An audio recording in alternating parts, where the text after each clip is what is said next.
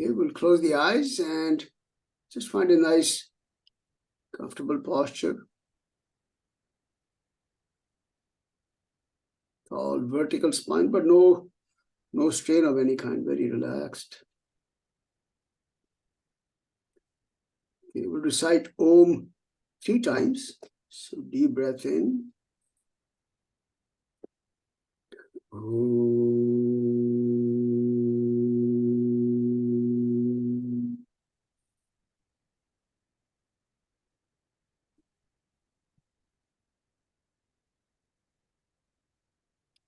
Om.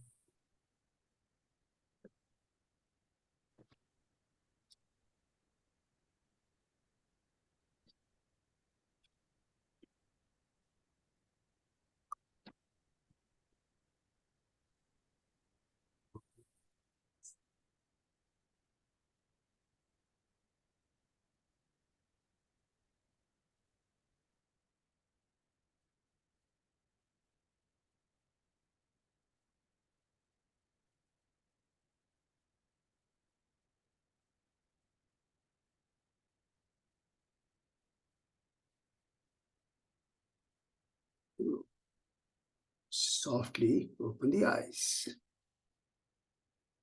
Namaste everyone, and welcome to our session on Bhagavad Gita. So always we start with a little reading from the Gita dhyanam. So let me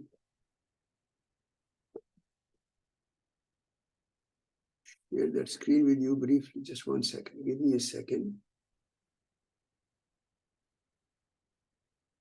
Okay. Try to share that screen.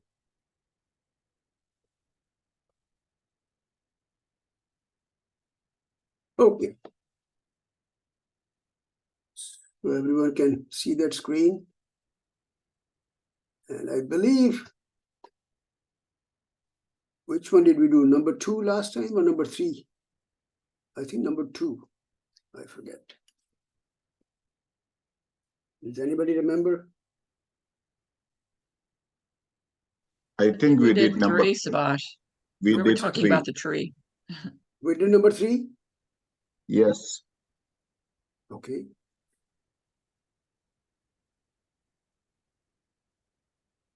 I should make a note so I don't forget in future. Okay, so let's go on to number 4 now. Let me read the verse and then we'll read the meaning. Sarvopanishado gavaha dugdha gopalanandanaha partho vatsas sudhir bhokta dugdham gitamritam mahat. Okay, so this is the meaning here. On the right side, all the Upanishads are cows. Does everyone know what Upanishads are? We talked briefly about it. What's Upanishad? Anyone? Please speak They're up. spiritual texts. Spiritual texts and a little more, few words, more words. Where are they located? Where do they appear? Upanishads. Anybody? Please speak up. Part of the Vedas, right? Part of the Vedas. Which part of the Vedas?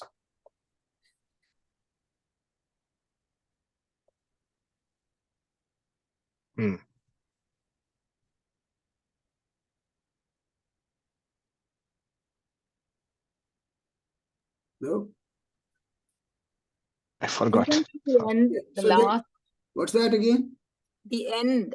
The end the part, last yes. part. The last part of the Vedas, yes. Right. And they hear all this by Shruti, and they receive this information during their meditation, the sages. Right. So this is the last part of the Vedas, which contains the spiritual wisdom that has been kind of extracted from the Vedas, or whatever knowledge these rishis or these yogis gained in their, like Nirupama said, in their deep states of meditation. And the last part is called Upanishad. Okay. And the philosophy that's contained in the Upanishad, it's called Vedanta. Anta is the end. Veda is the text. So at the end part of the Vedas, that the philosophy that's contained, that's the Upanishads. So the philosophy contained in the Upanishads, it's called Vedanta philosophy. And this Gita is supposedly a kind of a summary or a wisdom extracted from the Upanishads, basically. So that's what he's saying here. So he says all the Upanishads are the cows, the milker is Krishna, and the cowherd boy, Partha, Arjuna, is the calf. So men of purified intellect are the drinkers. The milk is the great nectar of the Gita. So what we are studying is a nectar which has been extracted from the Upanishads, okay? And that wisdom is being given to us through the persona of Lord Krishna as God incarnate. That's the significance of this. This Amritam is nectar or something that can make you immortal, basically. Okay? So this Partha is the Arjuna, and Vatsa is the calf. Okay, so Partha, Vatsa. All right, and he is enjoying the wisdom that's given by milking the cow, which is the Upanishads. Okay, everyone got that? So we did number 4 today. All right. I'm going to make a note. Okay. Now, as per my notes, we did the verse number 32 in chapter 6, which is slide number 58 here. Okay, so again, we are back to the 4 approaches to life, 4 paths of life, you can call them. Does everyone know all the 4 paths that we are talking about? 4 types of yoga, you can call them. What are the 4 paths?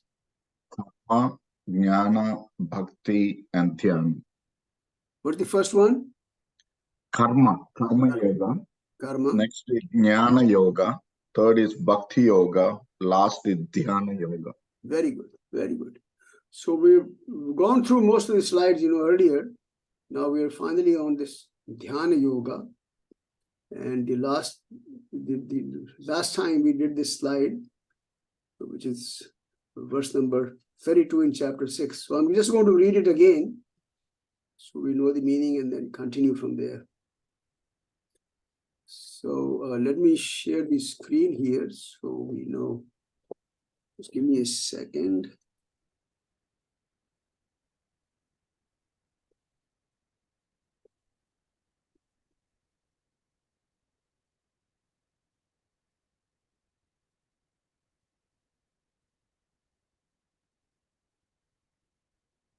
Okay, so this was number 32.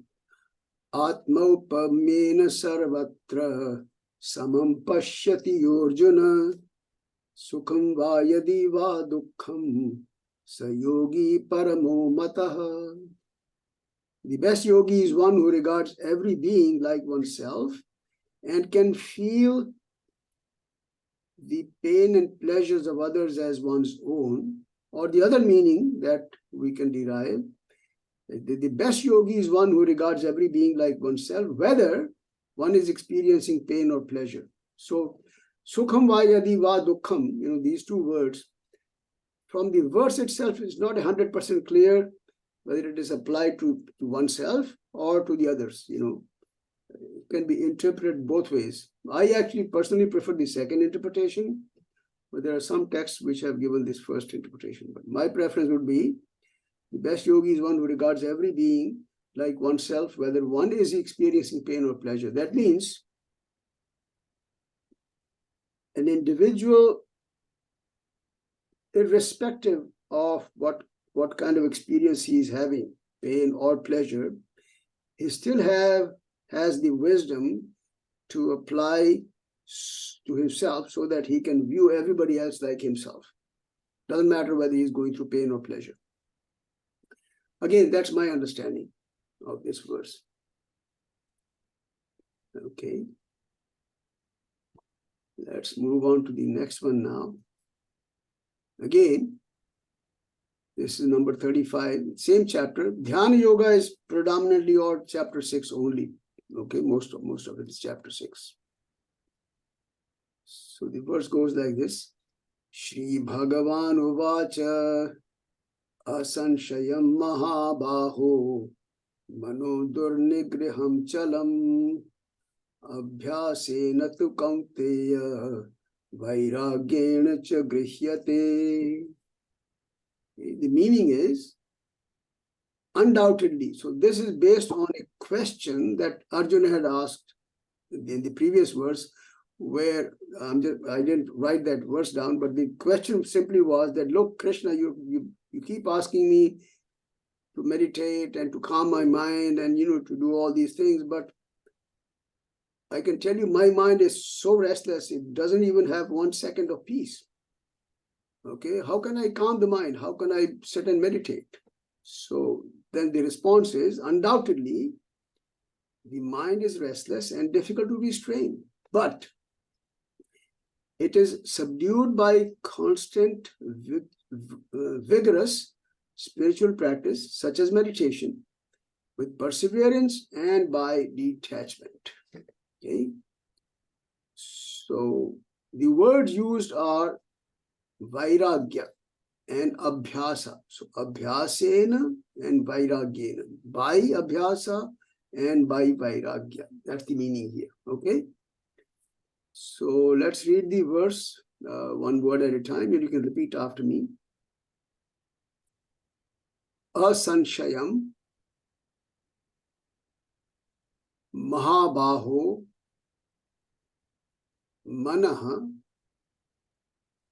Durnigraham Chalam Abhyasena tu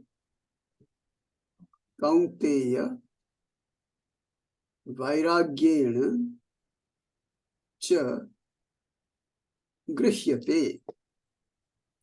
Okay. So that's the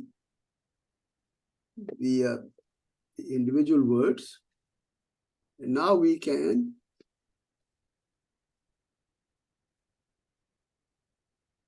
go through word by word meaning. That okay? Is that what we've been doing, right? Word by word meaning now. So Shri Bhagavan. Shri Bhagavan obviously always refers to Krishna. Uvacha is said. Okay, so Krishna said.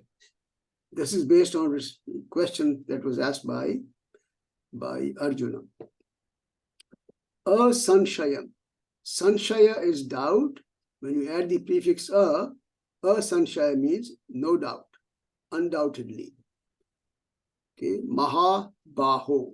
Again, Arjuna has been given so many epithets in the Gita. He is given by many names. Okay. So here, Baho is arms, Maha means great. That means the one who has very powerful arms, Mahabaho.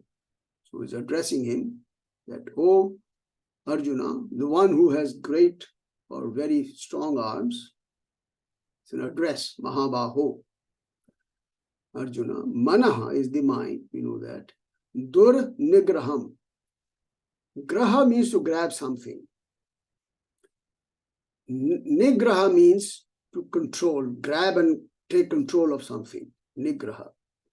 And when you add the prefix dur, that means it is totally impossible to control it. Dur nigraham. I cannot keep track of what's going on in the mind. Difficult to restrain. Chalam means restless, completely restless. But then abhyasena, by practice, tu is but, kaunteya, again, Arjuna has been given multiple names. Mahabaho was one, Kaunteya, because he is the son of Kunti, so it becomes Kaunteya. Their mother's name was Kunti. Vairagyena, by Vairagya is detachment. Cha is and, Grihyate can be controlled. Remember, the word grah means to hold on, to grab something, and then the ability to be able to keep it controlled is nigraha. And if you cannot control it, the nirgraha, but one that can be controlled, grihyate. So that's the word meaning here. So essentially what he's saying is that, look, nobody denies that the mind is so difficult to control. It is constantly creating a chatter in the mind. There's always this something going on in the mind, and you have all kinds of emotions, feelings, and thoughts going on all the time. So it's not easy. Nobody says it's easy. But then you can control it by abhyasa, constant practice, and vairagya, detachment. Now, if you recall, these are the two same words used by Patanjali in the Yoga Sutras. So let me share the Yoga Sutra, the statements in the Yoga Sutra also, so that we can kind of refresh our memory from the Yoga Sutras. Let me stop the share. Give me a second, I'm going to share the Yoga Sutra now. Let me see where that is.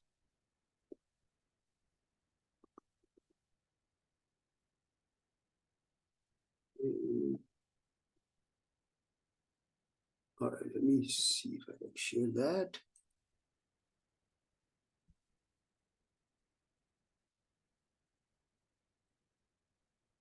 Right.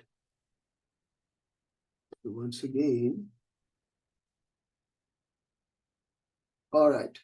So in the Yoga Sutra, this is Yoga Sutra now, okay, by Patanjali. All right.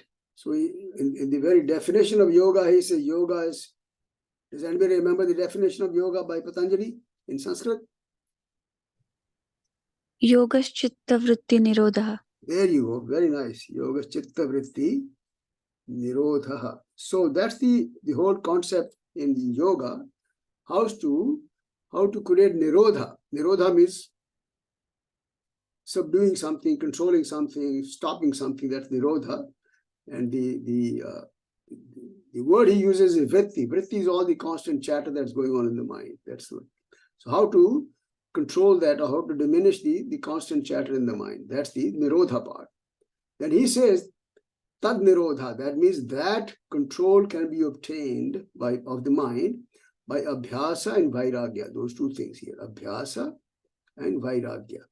Abhyasa is practice, and vairagya is detachment or non-attachment. So the restraint of these mental modifications comes through assiduous practice, which is abhyasa, and dispassionate detachment, vairagya. And then, of course, he goes on to define abhyasa. Oh, I have also quoted the Bhagavad Gita here, same verse that we are reading, Sanshayam, Mahabhavo, etc. Okay? It is true that the mind is restless and difficult to control. It can be conquered through regular practice and detachment.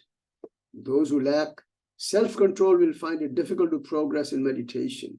But those who are self-controlled, striving earnestly through the right means, will attain the goal. This is the verse that we are reading in Gita now. Okay? So there he says now, what's the definition of abhyasa? This practice is indeed firmly grounded when it is persistently exercised for a long time. That's number one, attribute number one of abhyasa, long time. Without interruption, number two, and with earnest reverential attention and devotion. Number three. So there are three attributes of this word called abhyasa, or the practice itself. So dirgha kala, that means long time, prolonged time. Nairantarya, without interruption. And satkara sevita, which is cultivated or practiced with reference, devotion, firm conviction, etc. Okay? That's the definition of abhyasa. And then, of course, he goes on to give definition of vairagya. This is Patanjali. Okay? So I'm just going to read this. Detachment or vairagya is the consciousness of perfect mastery in one who has ceased to crave for objects seen, experienced through the five senses, or heard about through scriptures, basically. So no detachment, no attachment. You have no craving for anything that you perceive through the five senses, or even things like, oh, if you do this, you will gain mastery of this. If you do that, you'll gain mastery of that, or you even go to heaven and all that. All that is you're completely giving up that craving. Okay? So that's the definition of abhyasa and vairagya in the Yoga Sutras of Patanjali. Right? So this is exactly what he was saying in the Gita. Let me go back to Gita. You will notice that I'm always trying to make a connection between the Gita and yoga. Okay? Because the idea is that, I'm coming from a yoga background, right? So I practice yoga and I understand, I study the Yoga Sutras. I've done it for a long time, so I have some understanding of the sutras. And when you study the Gita, you find some parallels between the two. And I'm always trying to make a connection so I can link back. Okay? I hope that's okay with everyone. Okay, let's go back to the Gita. All right.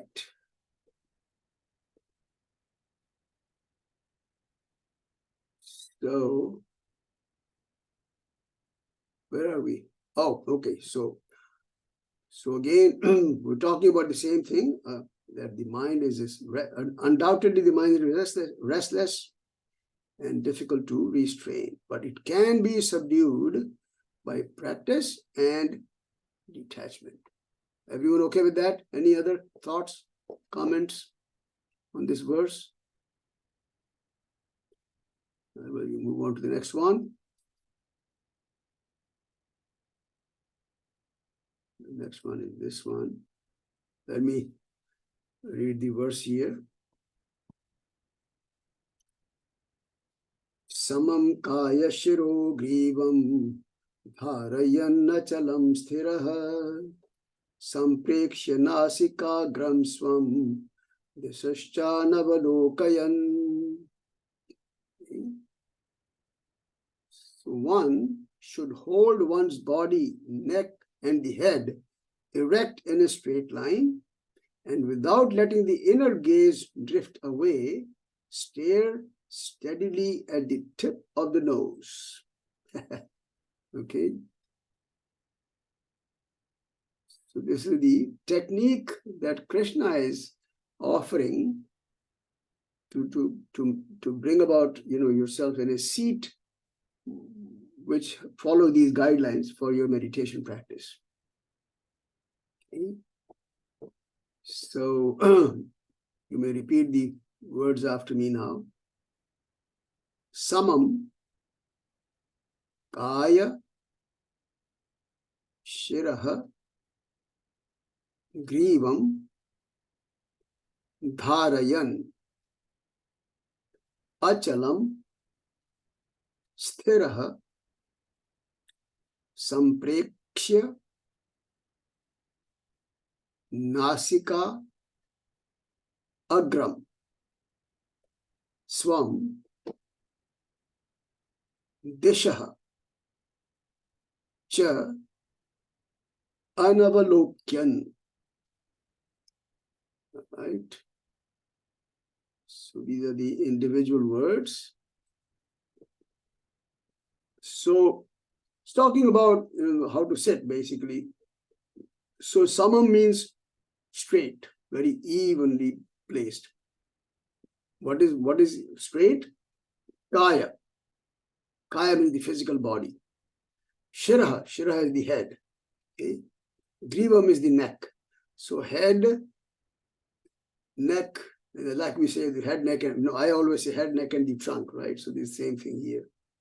So the kaya is the body, shiraha is the head, grivam is the neck. Dharayan, by holding, dharayan means by establishing, by putting in that state, holding. Achalam, chalam, as we saw earlier, chalam was something that's constantly moving, unsteady. Achalam is unmoving. That means the body should be very stable. Okay. Sthiraha, still. Okay. Sampreksha. Sampreksha means looking carefully. Preksha means to look, or while looking. Some, when you add the prefix some, it becomes very carefully, very with focus, real focused gaze. Okay, so keeping the gaze very, very focused. Where? Nasika agra. Nasika is the nose, agra is the tip, the very front part of the nose. So it says, by sampreksha, by focusing your gaze at the tip of the nose, of your own nose, of course. It says, so I don't know. You won't look at somebody else's nose. Well, you could, but your own nose. Dishaha. Disha means the directions, basically, all sides, on all sides. Cha is also anavalokayan, not looking. Avaloka, loka is to look. Avaloka is to look carefully. Anavalokayan means not looking at all. All right. So what is saying here? Again, we go back to our Patanjali's definition of asana. Does anybody remember the definition of asana by Patanjali? Anybody? Asana is a pose or a posture. Yeah, what's the definition of asana by Patanjali?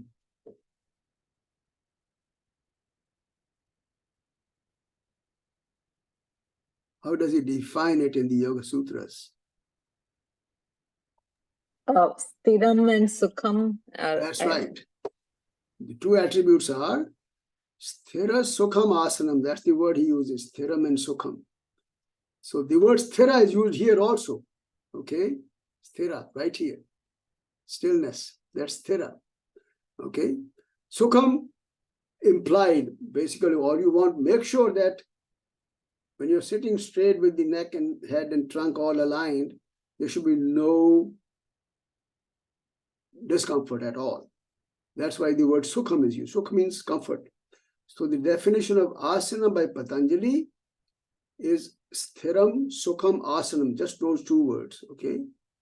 And then Krishna here is describing the kind of the whole practice that, look, you have to keep the body, head and the neck all in straight line, and then not moving the body, sthira body completely, very stable, very firm body, but very relaxed. And then you look at the tip of the nose without letting the gaze drift away. Okay? So not looking anywhere else, basically. Swam desha, deshascha, anavalo. No other direction you should be looking at. Now, this is very similar to the practice of dharana that Patanjali has talked about. Okay? So, in the Patanjali's yoga system, remember there are 3 stages of meditation. And what are these 3? 3 stages of meditation. Patanjali. Dharana, dhyana, and samadhi. Dharana, dhyana, and samadhi. Excellent. Okay. So, this is the technique given here is very similar to dharana, which according to Patanjali is the kind of initial,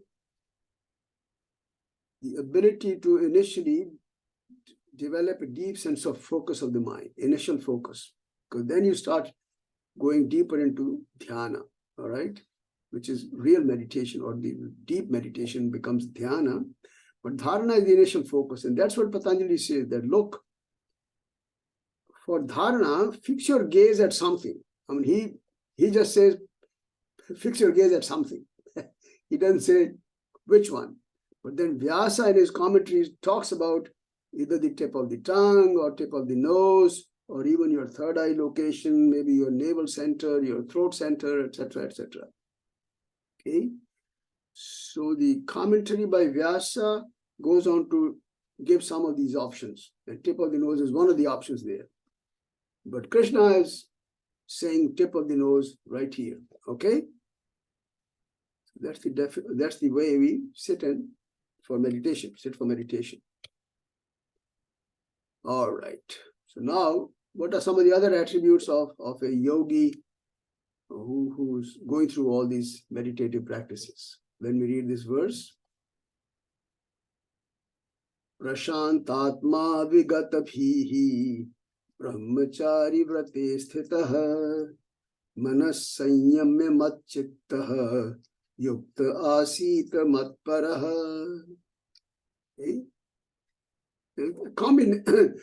Most of these verses have that combination of dhyana yoga with bhakti yoga, with devotion, because Krishna is always telling to Arjuna, telling him to devote all his activities to Krishna, basically. So be a devotee, basically. He's saying it everywhere. So even while doing dhyana yoga, he says, focus on me. Okay. So thus, excuse me, with an unagitated, subdued mind, devoid of fear, controlling sexual urges, brahmacharya, that's the word used here, one should meditate upon me within the heart and make me the ultimate goal of life. Okay? Now, let's read these words one by one, so you can repeat after me. Prashanta Atma Vigata Bhihi. When I combine these two, it becomes Vigata Bhihi. Next is Brahmachari Vrate. Again, when I combine these two, it becomes Brahmachari Vrate. Sthitaha Manaha Sanyamya Mat Chittaha Yuktaha Asita Mat Paraha. Okay. So let's read these words and understand the meaning. Prashanta. Shanta is Shanti. Everyone knows Shanti. Shanti is what? What Shanti? We always say Shanti, Shanti, Shanti. Peace. Peace. Shanti is peace. Okay? All right. I'm going to digress a little bit since I mentioned this very quickly. We say normally we do Shanti 3 times. Okay? Does anybody know why 3 times? Okay, that's your homework for next time. If somebody is willing to volunteer and try I to think look up why we do Shanti 3 times, that would be wonderful. Anybody want to volunteer? You can bring it back next time. Is peace for a mind and also for the family and also for the world. Peace for the mind, family, and the world? Yeah, maybe. Maybe. Okay. No, I want you to do some research and find out exactly why we do Shanti 3 times. So then you can come back and talk about next time. Is that okay? Who's that? You that? What's that? Yeah, yes. Okay, can you do that Uday next time? Yeah, sure. Okay. All right, Uday. Okay, so Prashanta is very deeply peaceful. Pra, when you add the prefix pra, it emphasizes everything, Shanta means peaceful, and Prashanta means totally peaceful, unagitated. Atma here means yourself, basically, your mind, yourself. Okay. Vigata, bhi. Bhi means fear. Bhi means fear. Okay. And vigata, gata is gone. Vigata is completely gone. Again, the prefix V makes it completely gone. Okay. So what is gone? Fear. So completely devoid of fear. Again, brahmachari, vrate. Vrata is to take a vow of doing something. You make a determined, kind of promise yourself basically that you want to do something. And brahmachari is, in the most common meaning of brahmacharya, is the vow of celibacy or at least controlling your sexual urges. Okay. And then of course they go on to give more explanation of all these words and all that. So basically he's saying that you should be committing yourself to controlling your sexual urges. That's the brahmachari vrate. Sthitaha is situated, we know that, very common word, sthitaha, situated. Manaha is the mind. Sanyamya, yam is to control. Some, when you add the prefix some, it becomes nicely, very deeply, fully controlled. Okay, so completely subduing. Mat means upon me. That's again, he's talking about, Krishna is talking about himself. Mat. Chittaha. Chittaha is the mind. He has added the word concentrating the mind. Yuktaha. Yuktaha. Literally, yuktaha means what? Just simply joined together. Okay. Yukta literally simply means joined together. What's joined together and with what, basically? Here, it means the one who is completely immersed in me. I mean, because he's talking of devotion here, Krishna, he says you're completely joined with me. So you're a complete yogi at that point, and you are devoted completely to me.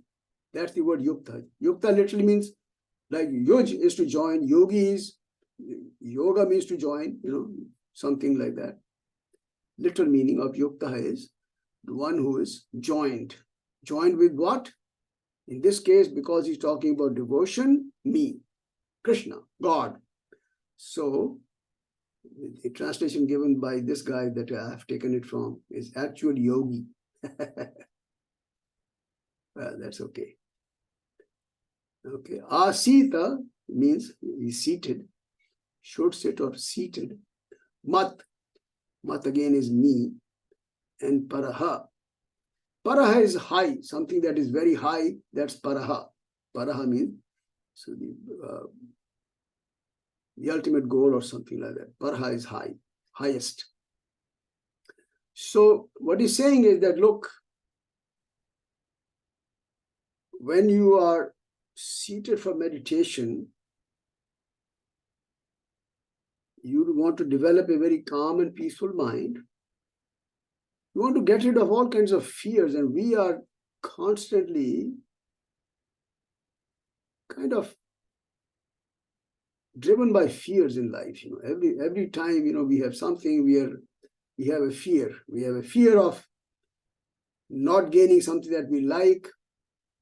We have a fear of losing something that we have that we like. And we have all kinds of fears all the time.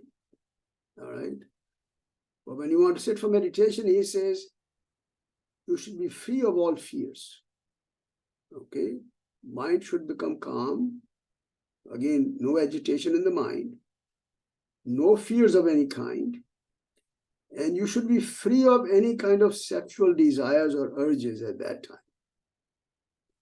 So in that manner, having controlled the mind, Okay, having samyam, having controlled the mind in that manner. Mat chittaha yuktaha. Okay, that means you are completely devoted to me. Okay, so with your whole attention given to me, basically, matparaha means your entire attention is given to me. Okay, mat chittaha, to me, to my being. Chitta is my mind, basically, but here it just means complete association with me. Okay, so control the mind and then devote yourself entirely to me. That's how you should meditate. That's what he's saying. Everyone get that? It's a very deep sense of devotion while you're doing meditation. So meditation with devotion, that's what he's recommending. Okay, any thoughts or questions? If not, we can move on. Okay. This one is roughly very similar, actually. Maybe well, anyway, now that I have it, we'll read it. It's pretty similar. Okay. Let me read the verse. Yoginam api sarvesham madgatenantaratmana shraddhavan bhajate yomam same yuktatamo mataha. Okay. The meaning is, I consider the yogi devotee who lovingly contemplates on me, capital M, with supreme faith, and whose mind is ever absorbed in me, to be the best of all the yogis. Again, just same concept repeated slightly differently here. Okay. Let's read the words and you can repeat after me. Yoginam api sarvesham mat gatena, because mat gatena antaha atmana shraddhavan bhajate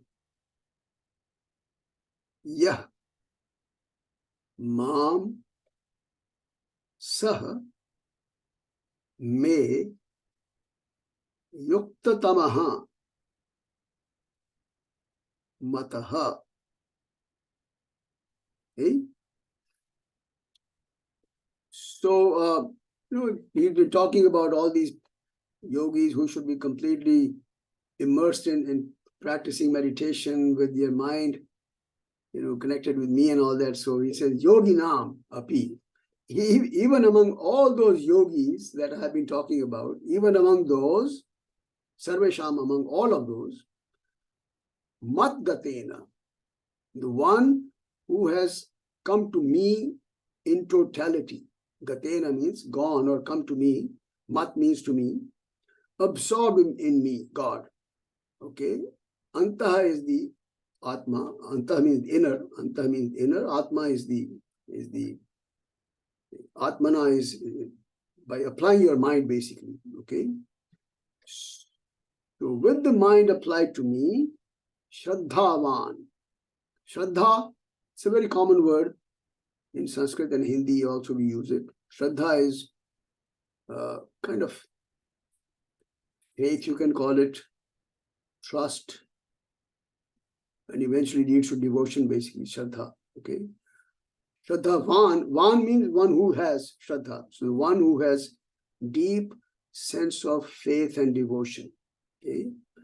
Bhajate. Okay. So one who, so among the yogis also, among all the yogis, Sarvesham means all the yogis, among all the yogis that I've talked about, the one who within his own mind has completely devoted to me, Madgatena Antaratmanam, through his own mind, in his own mind, he has completely devoted to me. and he has come to me, and he is full of shraddha, he is full of faith and trust in me. Okay, that person, saha, that guy, this kind of a person who is totally devoted to me and who has full faith in me, he is known to be the yukta tamaha. Tamaha means the highest. Okay, yukta tara will be higher. These are degrees, yukta tama, yukta tara, yukta tara is higher, yukta tamaha is highest. Highest yogi, mata is known as, or is considered to be. Okay, so that person who has all these qualities is known as the highest yogi, yukta tamaha. Remember, yukta, yogi, basically. All right, everyone okay with this? Lots of devotion here.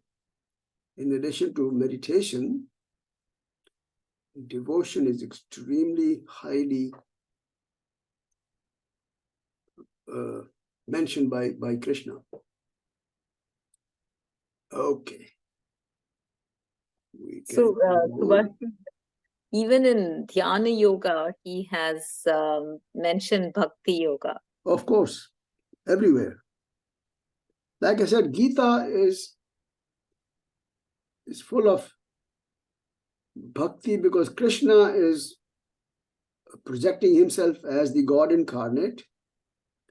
And he just keeps making the statement that because I am the God incarnate, you have to have full devotion on me, full devotion to me. And then that way, once he is convinced that this person is the person who is talking is God indeed, then he'll be more convinced about what he's asking him to do. That's the idea.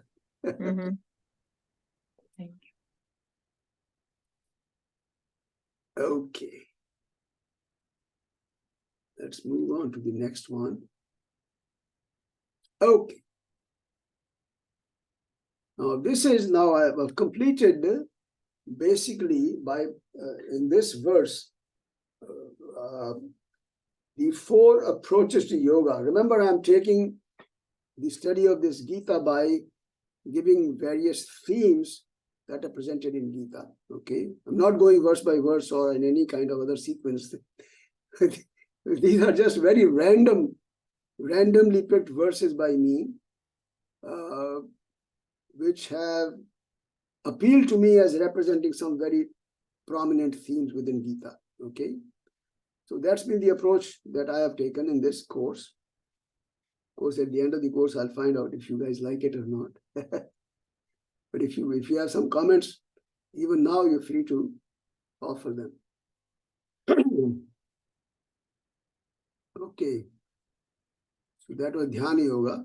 Now, there are 2 or 3 verses which kind of define yoga. Okay, so I'm going to just read those verses. This is again in chapter 2, verse number 50.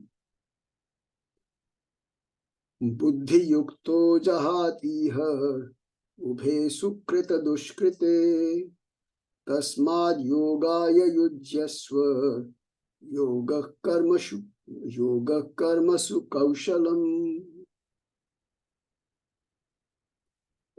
He who looks upon opposites as equal, who has risen above duality, and thus freed himself from both vice and virtue, is a yogi.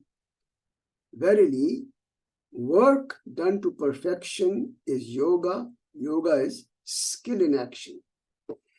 So he's talking about the definition of yoga in a sense, because he defines yoga, the word yoga here, which is skill in action. Okay, let's read the words individually. Second.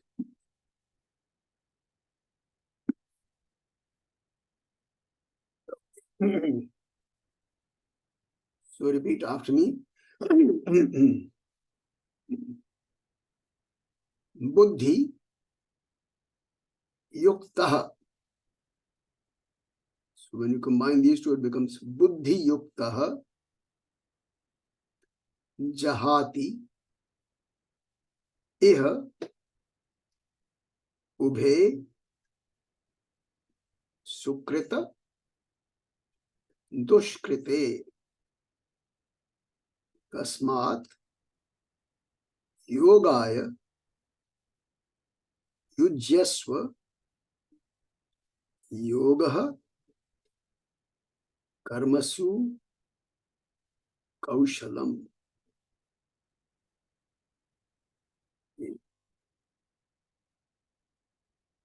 Yeah. Looking at the meanings that I picked up from some text. We'll go through them. Okay. Buddhi Yukta. Now, I'm going to differ from this translation that I have picked up here. All right. So, Buddhi Yukta means one who is joined with Buddhi. Yukta means joined. What does that mean? Now, if you recall, we talked about at some point, I think we did, in the context of the yogic understanding of our function of the mind, there are 4 functions of the mind. Okay. Actually, the word used in Vedanta is antaha karana. Does anyone remember the 4 functions of the mind? 4 functions of the mind. Anybody?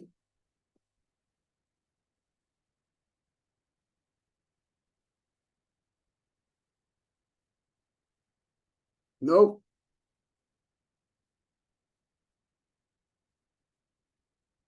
Antaha karana. That's the word they use in Vedanta.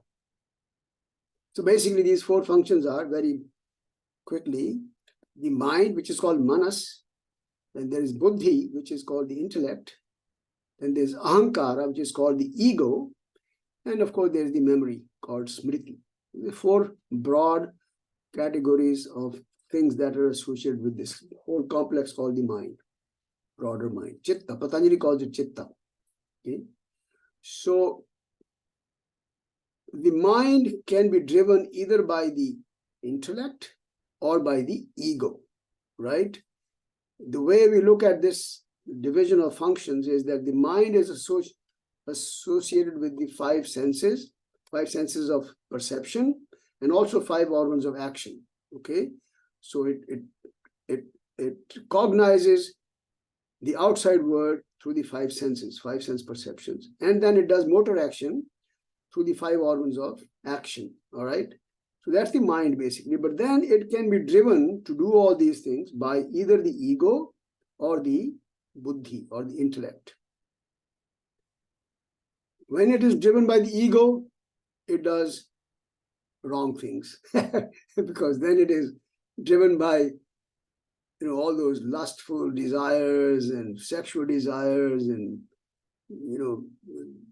everything that we don't want to do, anger, jealousy, hatred, and all that is driven by the ego.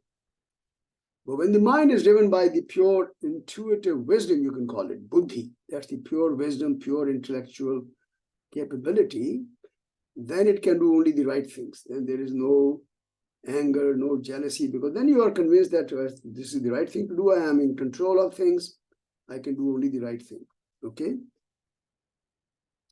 So that's the whole concept of the 4 functions of the yoga. So the way I understand this word here, buddhi yuktaha, that means one who is driven by buddhi, not by the ego.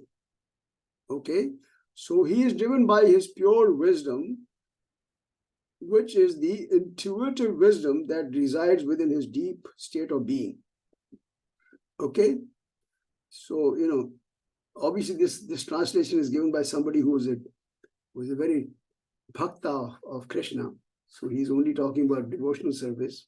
But anyway, you got the gist of what I'm thinking. Is that okay with everyone? Anybody have any questions on this? So buddhi yukta is the one who is driven by pure intuitive intellectual wisdom, not by the ego. Okay, that's my understanding. Jahati means he gets rid of. All right, not can get rid of, but does get rid of. at least change this one. I'm going to make some changes here later on. This is not according to my liking. This engage in devotional service. It's okay. From a devotional point of view, it may be okay, but I want to go more into the literal meanings of the word and understand it that way. So, iha is in this life. Ubhe is both ways, both. That's okay. Sukrita, dushkrita. So, sukrita is good deeds and dushkrita is bad deeds. The word they use is punya and apunya, or punya or papa. That's what those are the other two words used. Good and bad, both deeds and results. Okay, that way it applies to actually both. Sukrita and dushkrita is good and bad deeds and results. Okay? So what he's saying is that, look, in both situations, one who is able to go beyond this duality which is created by good deeds and bad deeds. Okay, you can go beyond that, of both of these, who can get rid of that whole feeling of good deeds or bad deeds and not being bothered by that. That kind of a person, I'm recommending that tasmat, therefore, get rid of all this bad and good deeds. You go beyond that. Then yogaya yujyasva. That means then get completely absorbed in that kind of yoga, which gets rid of these, both the idea of good and bad deeds or the results of good and bad deeds. Don't worry about those, but be completely even-minded. Equanimity is the word you can use here, that you become totally equanimous in your deeds, in your work. And you can do that when you have yoga. That's why he's defining yoga as karmasu kaushalam. Kaushalam is dexterity, real ability to do something to perfection, kaushalam. So karmasu is in your actions, in your deeds, in the work, in the whatever activity that you're undertaking. So in whatever activities you are undertaking, in those activities you have to have complete dexterity, complete skill, so that you do your work to the best of your ability. Okay? And only when you have that complete confidence in yourself that you can do the work properly, then only you can be totally devoid of any craving for good or bad, any effect of what the results of your deeds are, whether your deeds themselves are good or bad, or whether what the outcome you get is good or bad. If you are so perfectly accomplished in your job, then you don't care. Then you know that you've done your absolute best and you're okay with whatever comes out of it. That's why it's kind of equanimity of the mind, which is getting rid of all the duality. And you can do that only by being connected deeply with buddhi yukta, not by being driven by the ego or ahankara. So having done that, develop that dexterity of the ability to do your work. When you do that, you can completely get rid of all the duality in and around you. Okay? Any thoughts or questions on this one? That's number 15, chapter 2. Again, one of the definitions of yoga. Okay. Let's move on. This is another definition of yoga. Right? Let me read the verse. Yogastha kuru karmani sangam tyaktva dhananjaya siddhya siddhyo samo bhutva samatvam yoga uchyate.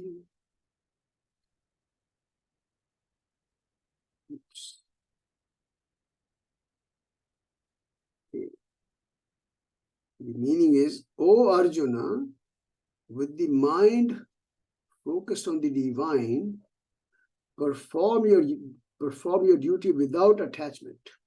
Okay? Maintain an even mind, both in success and failure. And that kind of equanimity of mind is called yoga. So another definition of yoga is equanimity, samatvam. All right. So what I'm noticing here is I have not given the word by word meaning. Is that true for everyone? All of them? Uh-oh. Okay. Oh boy. All right. So I have some work to do here. I need to add these word by word meanings. I just didn't realize that I didn't have them here. All right. In any case, let's repeat the words one by one. Yogastha kuru karmani sangam tyaktva dhananjaya siddhi asiddhyoho samo bhutva. It's actually samaha. When you break that, it becomes samaha bhutva samatvam yoga uchyate. Okay. So, what is he saying here? Yogastha, that means you are situated in the state of mind, you are immersed in the state of mind called yoga. All right. Yogastha, that means you are in a deep state of meditation, you can call it, or you are situated in a place where the mind is not disturbed by anything. That's basically yoga. Okay. So having established your mind in that state of yoga, karmani kuru. Karmani is all the activities, all your actions that you are doing. You should do them being established in that state of mind, which you can think of as yoga, or very deeply absorbed in what you're doing. Okay. And how should you be? Sangam tyaktva. What is sangam? Sangha is attachment. Sangha is attachment. Tyaktva is having abandoned. So without having any attachment, okay, to anything. Dhananjaya is the word for Arjuna. We have seen this before. Arjuna, Dhananjaya. The word Dhananjaya literally means what? The one who in victory has amassed a lot of wealth. So, these kings, when they used to fight wars with others, so whoever is the king that is defeated, they have to offer a lot of wealth to the victorious king. And because Arjuna has been a victorious king, victorious prince all the time, so he has gathered a lot of dhanam, as they call it, wealth. That's why Krishna tells him as Dhananjaya. That means he has amassed a lot of wealth by victory over other kings. Okay, so being established in yoga, do all your actions by giving up attachment.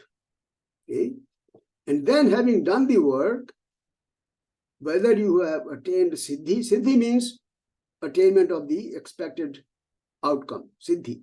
That means you have attained what you're expecting to get as a result of your action. Asiddhi means you did not achieve what you wanted to achieve. Okay? So whether you have achieved what you were expecting to achieve, or asiddhi means you have not achieved. Okay? In both these situations, samo bhutva. Samo means the same thing. Very equal. You don't distinguish between these two states of outcome. Whether you gain what you expected, whether you don't gain what you expected, be be the same. Samo means be the same. No, you're not disturbed. Okay. That samatvam, that kind of equanimity is called yoga. Uchyate means it's called. It's mentioned as it is. It's known as. Uchyate means it's called or known as. So that equanimity where you are not bothered by whether you attain the results or you do not attain the results that you were expecting from the work that you did, having given up all kinds of attachment. That's called yoga. Okay. Samatva, equanimity. Okay. Not being bothered by the duality presented to us. What's the definition of yoga by Patanjali? We just mentioned that earlier. Patanjali's yoga definition. Yogaschitta vritti nirodha. That's good. Yes. Keep repeating these things, because then we will have these in our mind. Chitta vritti nirodha. It's very similar by, when we say chitta vritti, it is whatever is occurring in the mind, we are able to subdue that. And in this case, what he's saying is, what's in the mind, whether you have attained the results of your action or you have not attained the results of your action. Okay? That's in your mind at that time. But then, within that framework of the mind, you are able to maintain total equanimity. Chitta vritti nirodha. You're not bothered about anything that's going on in the mind at that time. That's yoga. Not too dissimilar from Patanjali's definition of yoga. Okay? Like I said, my background is more in the yogic concepts. So I always like to create a parallel between Gita or any other text that I read with yoga. Okay. All right. Move on to the next one. I apologize, I'm going to have to add the word by word meaning here. Okay, so I'll do that whenever I get some time. I didn't realize that I had not done it. Looks like I did a few and then I stopped. For some reason, I never got back. My apologies. Okay. All right. Another definition of yoga. Let's read the verse. Tam vidya dukkha sanyoga yogam yoga sanyitam sanishchayena yoktavyaha yogo nirvinna chetasa. Yoga is known as the disconnection of the connection with suffering. Known as the disconnection of the connection with suffering. This yoga must be practiced with determination and with a mind which is free from depression or sorrow. Okay? Disconnection of the connection with suffering. So we have to understand this. All right. So let me read the words one by one and you can repeat after me. Tam vidyat dukkha sanyoga viyogam yoga sanyitam saha nishchayena yoktavyaha yogaha anirvinna chetasa. So when you break all this, it's yogo nirvinna chetasa. Is broken down into yogaha anirvinna chetasa. So again, another definition of yoga here says dukkha sanyoga. Sanyoga is a deep connection. With what? Dukkha. Dukkha is suffering. So a deep connection with suffering, we want to get away from that by viyoga. We want to completely disengage from our normal connection with suffering. Okay? So know that, okay? So what we have to know is tam vidya. That means what should be known is that, look, the disengagement from our constant connection with suffering, that has been given the name yoga. Sangyitam means has been given the name. Sangya is name, like to give somebody a name or to attribute something to something. That's Sangyitam. What has been given the name as yoga, yoga Sangyitam. Okay. So what has been given the name of yoga? The ability to disengage from our constant connection with suffering. Okay. And that nishchayena, nishchayena means absolutely, definitely, with determination. Nishchayena. Yoktavyaha, it must be practiced, must be brought as a part of life, basically, yoktavyaha. Okay. So that yoga, which has been described in the previous line, that yoga means here, that yoga, which allows us to disconnect from the connection with suffering, that yoga must be definitely nishchayena practiced. By how it should be practiced? Anirvinna chetasa. Chetasa is with the mind. Chetas is mind. With a mind which is anirvinna. Nirvinna means a state. Nirvinna is a state of dejection, total dejection. You're so dejected in life. You have absolutely no energy, no willpower, no self, control, nothing. That's nirvinna. You're just kind of given up on life, basically. That's nirvinna. And anirvinna means you have none of those. So you have no sense of dejection or suffering or stress of any kind. No depression, no suffering, no stress. With that kind of mind, when you practice this yoga, which disconnects us from connection to suffering.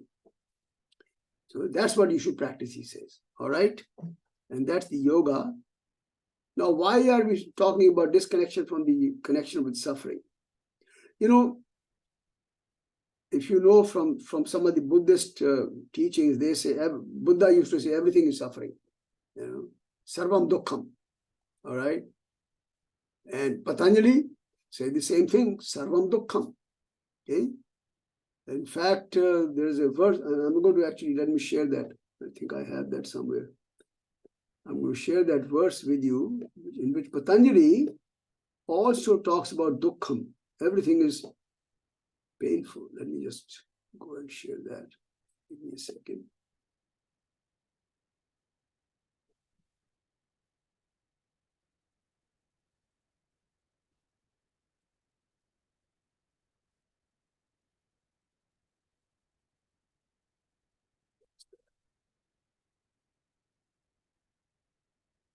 Okay. Let me share that.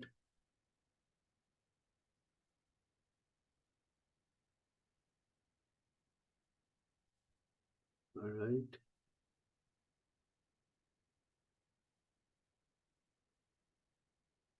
Let me just read the meaning, because we don't want to go into the details of the verse here. But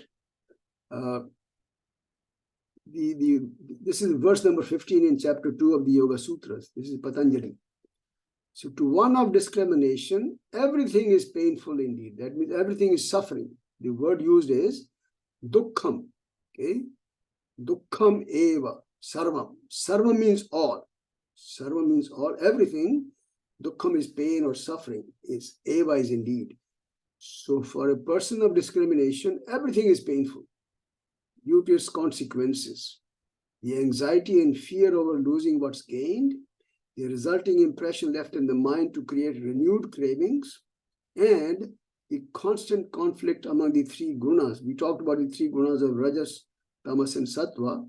There's always a conflict going on, which then control the mind, and that's why, because the gunas control the mind, they're in constant movement, and we have all kinds of desires and anxiety and fear and all that stuff. So everything is always full of suffering. Even if there's a situation which you feel is totally joyful and very happy and all that, eventually everything gets converted to suffering, he says. Basically what he's saying is that all those moments of joy and enjoyment and that kind of feeling, they're not permanent. That's what we call the main theme is. That's not permanent.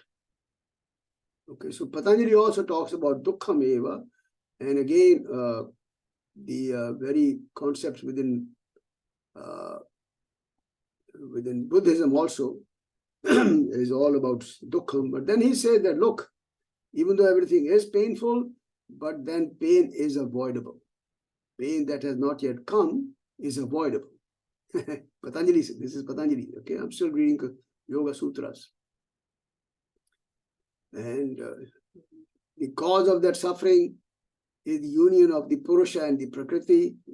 We don't want to go into details here, but basically is our inability to understand who we really are, our true identity as being pure consciousness. When we don't know that, that causes this suffering.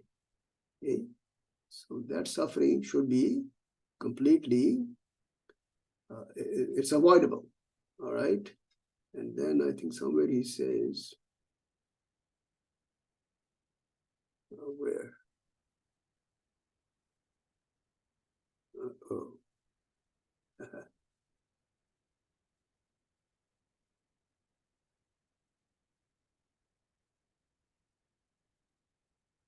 So yeah, this is what he says here. Sorry. So he says, uninterrupted discriminative wisdom or discernment is the means for its removal, suffering. So finally, he says you have to really understand that you are purely a pure consciousness and you're not identified with your mind and body. That's the only way to remove suffering eventually. And that's the message given in the Gita in many, many places. I'm just making a connection with the Yoga Sutras here. Okay, let's go back to our study of the Gita. All right, share that.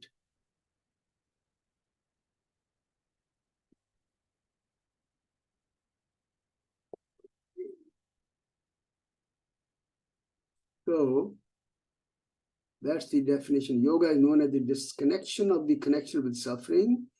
This must be practiced with determination and with a mind free from depression or sorrow. I think I would use the word dejection. I like that word more than depression. That's nirvana.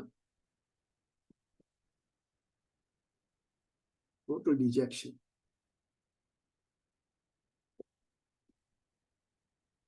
Okay. Any thoughts or questions on this one? Anybody have any ideas? Okay, so now I'm going to move on to the next theme. Again,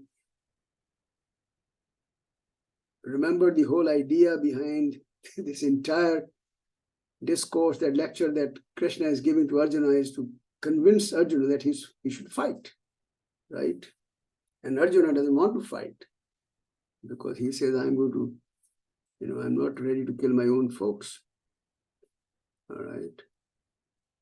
But the main theme that, the idea that Krishna is trying to present is that there are so many reasons he gives. That look, as a Kshatriya, as the warrior class, this is your duty. But then basically he's saying that, look, these people are doing evil stuff. Duryodhana and all these people are doing evil stuff. They are evil in the society. We must uproot the evil. That's why he's trying to convince Krishna to fight. Krishna is trying to convince Arjuna to fight.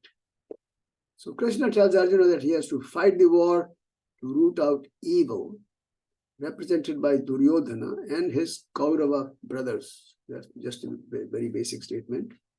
And then Arjuna makes one last effort to convince Krishna that he really cannot kill his own people. Okay, so this is the verse that he recites. Let me read this verse.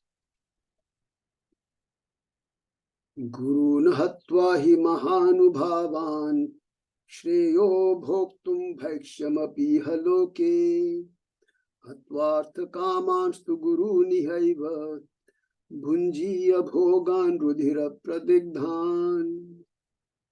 Okay. As you can notice, this verse is in a different meter than the ones we have been reading earlier. So, different chanda, as it's called in Sanskrit, meter. Does anybody know the meaning of the name of this meter? I have just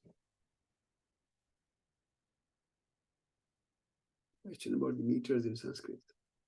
Anybody know the name? Anyway, I think I mentioned earlier sometime that the verses that we read earlier, like this one, this was the meter is called. Just give me a second.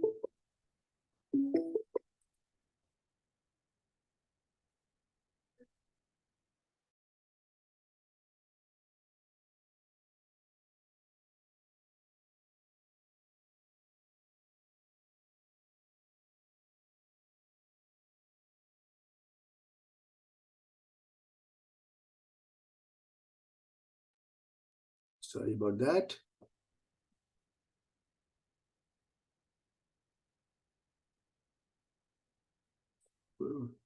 Oh, this one here.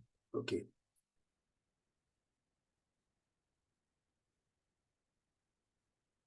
All right. So the meaning is, you can hear me okay, right? Can you hear me? Yes. Yes. Okay. Yes.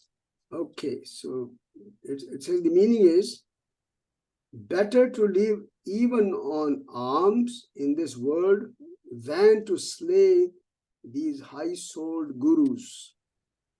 Having slain these gurus, the wealth and the pleasures we enjoy in this life will be smeared with blood. Okay. So he's making a last effort to convince Krishna that I don't want to fight. Okay. So let's read these words one by one. You can repeat after me. Gurun ahatva hi mahanubhavan shreyah bhoktum bhaiksham api iha loke hatva artha kaman tu gurun iha eva bhunjiya bhogan rudhira pradigdhan. Okay. Now again he is trying to convince Krishna that, look, these people who are standing in front of me, against whom I'm going to fight the war, and you're asking me to kill them all, they are my gurus, my teachers. Those are the people who have taught me everything that I know in my life. Everything that I know is learned from these people. Okay, they are gurus, and in our culture they call guru as devata, as the god. Okay, so matri devo bhava, pitri devo bhava, guru devo bhava, etc. They say that that your mother is God, your father is God, and your guru is God. Very common statements. Okay, so having these people in front of me, so I don't want to kill them. So these gurus, they are Mahanubhav. Mahanubhav means they are the great people. Maha Anubhavan. That means they are the greatest of great people on earth. And these are gurus. I don't want to kill them. So having not killed them, I will go and beg as a beggar. I'll go and beg for my food or whatever. Bhaksham.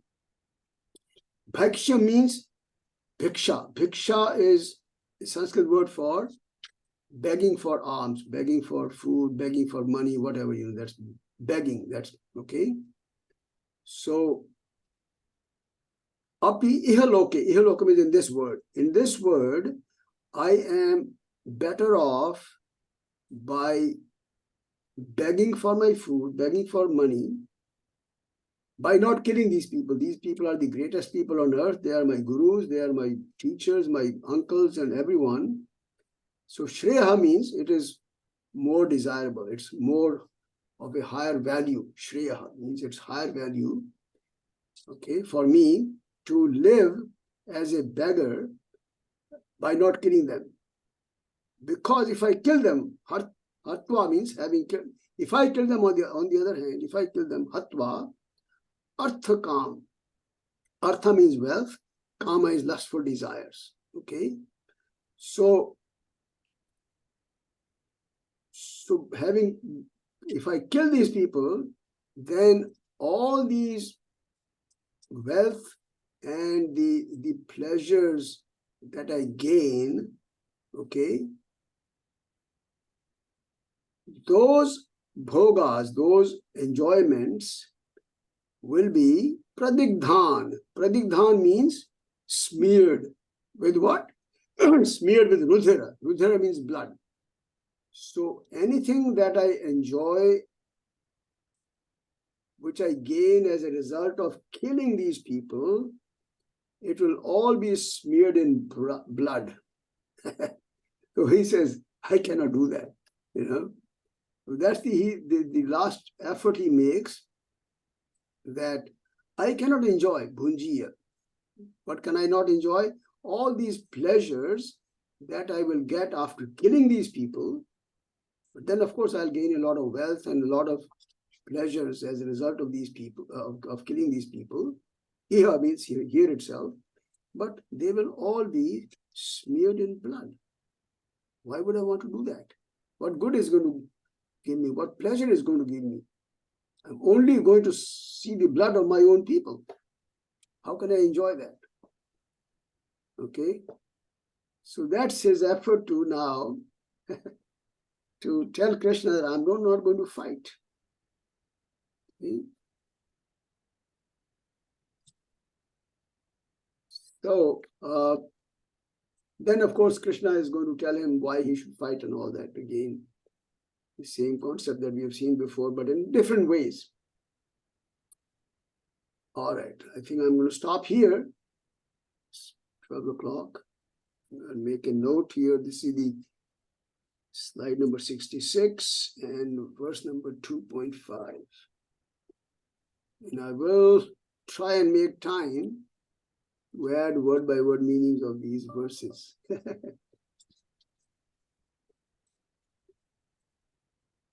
Okay. Thank you so much, Subhashji. I Anybody have a have any question, other please. questions or thoughts about what we've done today? Hello? Anybody have any other thoughts or questions, any doubts that from what we've done today? Everyone okay? Hello? Yes. Thank Can you- you. Is there a way to go back and review today's information? Well,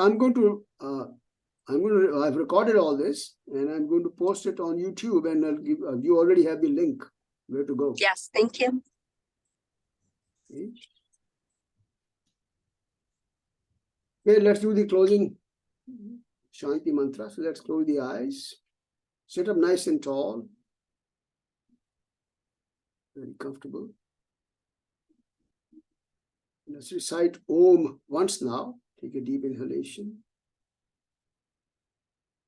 Om.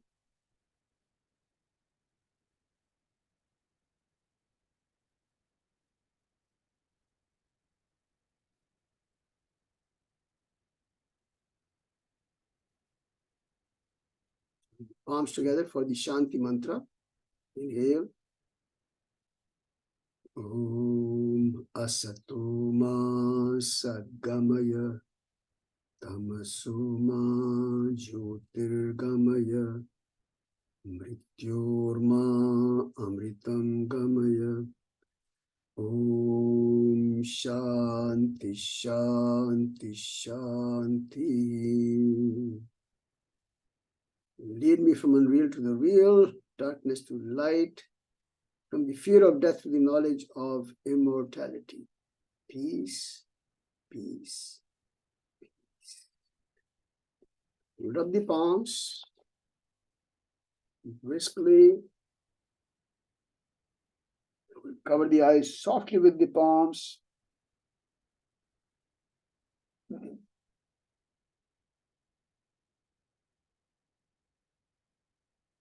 And to release the hands, join the palms together again, raise them up, and then as you bend forward, exhale. Shri Guru Bhyo Namaha. I bow down with deep respect to all my gurus, my teachers. Thank you. Namaste. Have a great rest of the weekend.